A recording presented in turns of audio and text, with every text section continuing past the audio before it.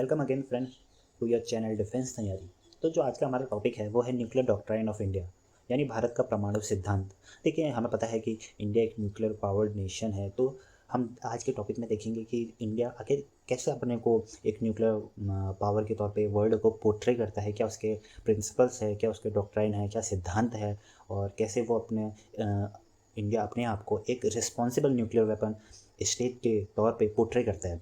देखिए, अगर हम हिस्ट्री में थोड़ा सा जाए तो हम देखते हैं कि इंडिया इनिशियली काफ़ी न्यूक्लियर एनर्जी को लेके, न्यूक्लियर पावर को लेके काफ़ी पीसफुल रहा है। जो हम देखते हैं, हमारे फर्स्ट प्राइम मिनिस्टर थे पंडित जवाहरलाल नेहरू, वो बिल्कुल भी सपोर्ट में नहीं थे न्यूक्लियर वेपन्स के। और फिर चाहे वो यूएसए हो गया, रशिया हो गया, किसी का भी सपोर्ट नहीं करते थे न्यूक्लियर वेपन्स को लेके, न्यूक्लियर वॉरहेड्स को लेके। तो इंडिया को पीसफुल पर्पसेस के लिए काफ़ी सपोर्ट मिला बाहर की कंट्री जैसे कि यूएसए, कनाडा, और इंडिया ने इनिशियली काफ़ी अच्छा वर्क भी करा न्यूक्लियर एनर्जी को लेके।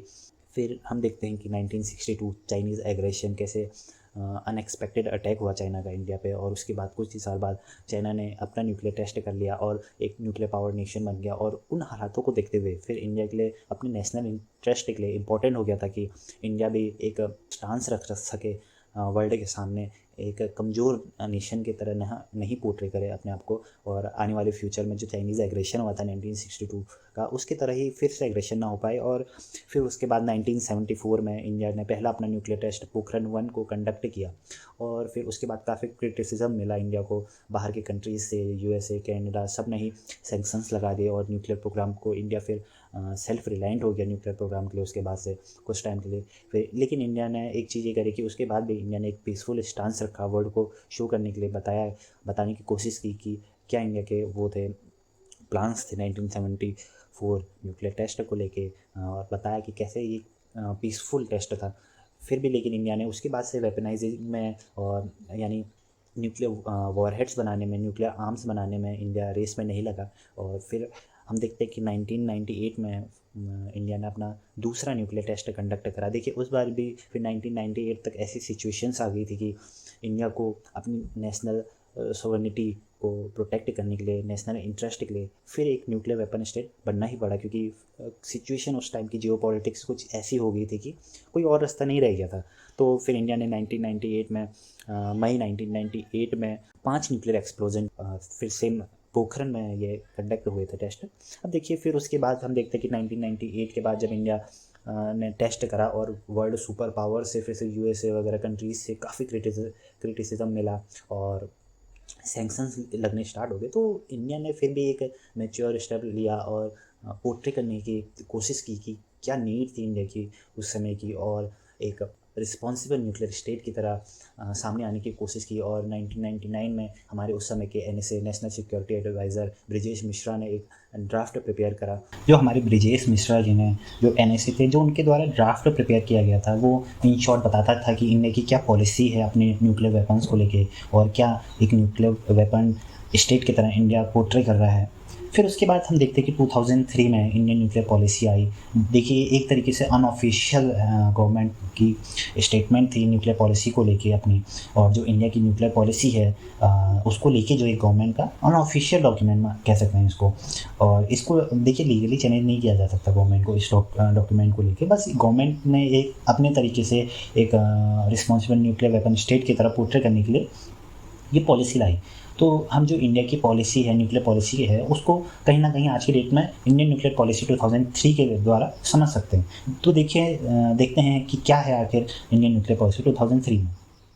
देखिए, इंडियन न्यूक्लियर पॉलिसी स्टेट करती है कि building and maintaining a credible minimum deterrence. देखिए, जो हाफ ऑफ द पॉलिसी है वो यहीं से समझी जा सकती है, क्रेडिबल मिनिमम डेटरेंस से। देखिए, अब हम ट्राई करते हैं कि समझने के लिए कि क्या है आखिर क्रेडिबल मिनिमम डेटरेंस। देखिए, डेटरेंस, अगर डेटरेंस की बात करें तो डेटरेंस एक तरीके से डराने की कोशिश कर सकते हैं सिंपल टर्म्स में, कि देखिए, कोई भी पावरफुल नेशन है तो उसके अगेंस्ट जो दूसरी कंट्रीज़ हैं, दूसरी नेशंस हैं, वो एक बार सोचेंगे कि क्या हमें फ़ायदा रहेगा, नहीं रहेगा, और एक डर रहेगा उनके अंदर में उस पावरफुल कंट्री पे एग्रेशन करने में, अटैक करने में से पहले। तो सेम इंडिया की भी एक डेटरेंस पॉलिसी टाइप की रही है न्यूक्लियर वेपन्स को लेके। देखिए इंडिया के जो नेबर्स हैं वो उतने कुछ फ्रेंडली रिलेशंस नहीं है इंडिया के, पाकिस्तान हो गया, चाइना हो गया, दोनों ही न्यूक्लियर पावर्ड कंट्रीज़ हैं। तो देखिए इंडिया को भी इम्पोर्टेंट बन गया था उस समय कि इंडिया भी एक न्यूक्लियर वेपन्स रखी जिसको डेटरेंस की तरह, डराने के तौर पे यूज़ कर सके। फिर नेक्स्ट हम आता है मिनिमम। देखिए मिनिमम जैसे कि नाम से ही कि इंडिया को मिनिमम से मिनिमम अपने न्यूक्लियर वेपन्स रखने हैं, किसी भी प्रकार के आर्म्स की रेस में, यानी ज़्यादा से ज़्यादा हथियार बनाने की रेस में नहीं जाना है। देखिए हम देख सकते हैं कि जैसे कोल्ड वॉर जब शीत युद्ध हुआ था तो यूएसए और रशिया किस तरीके से आर्म्स की रेस में लग गए थे और किस तरीके से थाउजेंड्स ऑफ न्यूक्लियर वॉरहेड्स दोनों ही कंट्रीज़ ने पोजेस कर लिए थे। और फिर एक बार तो ऐसी सिचुएशन आ गई थी, बिल्कुल ब्रिंक में चले गए थे कि 1962 क्यूबन मिसाइल क्राइसिस हुई थी कि न्यूक्लियर वॉर स्टार्ट ही होने वाली थी। तो उसके बाद से देख सकते हैं कि कैसे ज़्यादा से ज़्यादा हथियार की रेस में जाना किसी भी कंट्री के लिए, ऑल ओवर द वर्ल्ड या पूरे वर्ल्ड के लिए बिल्कुल भी फ़ायदेमंद नहीं है। तो इंडिया ने भी एक पॉलिसी ये अपनाई है कि वो सिर्फ मिनिमम रखेगा जितनी ज़रूरत हो, ज़रूरत के हिसाब से, उससे ज़्यादा न्यूक्लियर वेपन नहीं बनाएगा। ठीक है, फिर नेक्स्ट आता है क्रेडिबल। क्रेडिबल मतलब हम सिंपल में समझना चाहे तो जितना भी हो पर्याप्त हो। अगर इंडिया को इन केस अगर कभी भी रिटेलिएट करना पड़े किसी भी वॉर में, तो जितने भी मिनिमम न्यूक्लियर वेपन्स हैं वो पर्याप्त होने चाहिए वो अटैक को सक्सेसफुल बनाने के लिए, और जो डैमेज इंडिया क्रिएट करना चाहता है उसके लिए पर्याप्त हो, यानी क्रेडिबल हो। फिर नेक्स्ट आता है a posture of no first use. Nuclear weapons will only be used in retaliation against a nuclear attack on Indian territory or Indian forces anywhere। देखिए ये साफ साफ बताता है कि नो फर्स्ट यूज़ की पॉलिसी है इंडिया की, कि इंडिया कभी भी पहला नेशन नहीं बनेगा किसी पे न्यूक्लियर अटैक करने वाला। इंडिया सिर्फ रिटेलिएट करेगा इन केस अगर कोई दूसरी कंट्री इंडिया की किसी भी टेरिटरी पे कहीं भी, या इंडिया के जो फोर्सेज है, मिलिट्री फोर्सेज है, उन पे कहीं भी एनीवेयर इन द वर्ल्ड कहीं भी न्यूक्लियर अटैक करता है, तब इंडिया उसके अगेंस्ट रिटेलिएट करेगा। मतलब सेकंड पर्सन होगा न्यूक्लियर अटैक करने वाला, फर्स्ट कभी भी नहीं रहेगा इंडिया। फिर नेक्स्ट कहता है कि nuclear retaliation to a first strike will be massive and design to inflict unacceptable damage. यानी जो न्यूक्लियर रिटेलिएशन होगा इंडिया का, वो पहली स्ट्राइक में ही इतना ज़्यादा होगा, इतना मैसिव होगा कि वो अनएक्सेप्टेबल डैमेज करेगा। यानी इंडिया किस्तों में या टुकड़े टुकड़े करके आज एक कल इस टाइप का रिटेलिएट नहीं करेगा। इंडिया का जो फर्स्ट स्ट्राइक होगी वही पूरी की पूरी मैसिव होगी, वही एक अनएक्सेप्टेबल डैमेज कर देगी दूसरे कंट्री पे। फिर नेक्स्ट कहते हैं कि nuclear retaliatory attacks can only B authorised bye civilian political leadership through a nuclear command authority. देखिए जो इंडिया में इंडियन न्यूक्लियर प्रोग्राम है उसके लिए पूरा ऑर्गेनाइजेशन, एक स्ट्रक्चर है, तो उसको न्यूक्लियर कमांड अथॉरिटी के अंदर में सारी मैनेजमेंट होती है, और जो हमारे प्राइम मिनिस्टर होते हैं इंडिया के, वो हेड होते हैं न्यूक्लियर कमांड अथॉरिटी के। तो जो फाइनल पावर्स होती हैं न्यूक्लियर अटैक की, वो हमारे प्राइम मिनिस्टर के पास होती है। देखिए एक चीज़ इंपॉर्टेंट ये है कि इंडिया में जितने भी न्यूक्लियर वेपन्स हैं उनको डिसमेंटल्ड स्टेज में रखा जाता है, यानी अलग अलग करके वेपन्स को अलग अलग टुकड़ों में अलग अलग करके रखा जाता है, ताकि इन केस कभी कोई फ्यूचर में ये कभी ऐसी सिचुएशन बन जाती कि कोई अचानक से अटैक ना कर दे, मतलब इंडिया में ही कोई गलती से अटैक ना कर दे या गुस्से में आके ऐसा कुछ ना हो पाए कि एक बटन दबाया और यहाँ से न्यूक्लियर मिसाइल लॉन्च होगी। ऐसा नहीं है। इंडिया में डिसमेंटल मतलब अलग अलग करके वेपन्स को रखा जाता है, यानी रॉकेट कहीं, फिर वो जो न्यूक्लियर वॉरहेड है उसको कहीं अलग, ऐसे करके रखा जाता है। तो एक स्ट्रक्चर है, इन केस अगर फ्यूचर में इंडिया को रिटेलिएट करना पड़ता है तो एक अथॉरिटी है, कमांड है, उसके थ्रू जाना पड़ता है, और उसके बाद अटैक को आके देखा जाएगा। और जो फाइनल कमांड है वो हमारा प्राइम मिनिस्टर जी के पास होता है।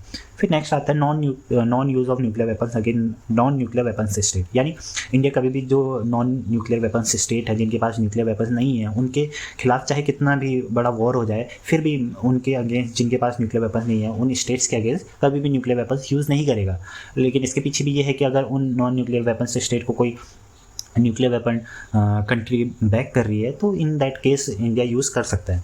फिर नेक्स्ट आता है however in the event of major attack against India और Indian forces anywhere by biological और chemical weapons, India will retain the option of retaliating with nuclear weapons. देखिए इंडिया के पास बायोलॉजिकल और केमिकल वेपन्स नहीं है, और अगर इंडिया ये स्टांस रखे कि जब हम पे न्यूक्लियर अटैक होगा तभी हम भी न्यूक्लियर अटैक करेंगे, तो ये भी एक तरीके से इलॉजिकल हो जाएगा। तो इंडिया की जो डॉक्ट्राइन है वो कहती है कि अगर इंडिया की टेरिटरी में कहीं भी या इंडियन फोर्सेज हैं कहीं भी उन पे बायोलॉजिकल या केमिकल वेपन से अटैक होता है, तो in that case also India के पास ये ऑप्शन है कि वो अपने न्यूक्लियर वेपन से रिटेलिएट करे, यानी न्यूक्लियर वेपन से उस अटैक का जवाब दे। देखिए एक इंपॉर्टेंट चीज़ यहाँ पर को है कि यहाँ मेंशन किया गया है इंडियन फोर्सेज एनीवेयर।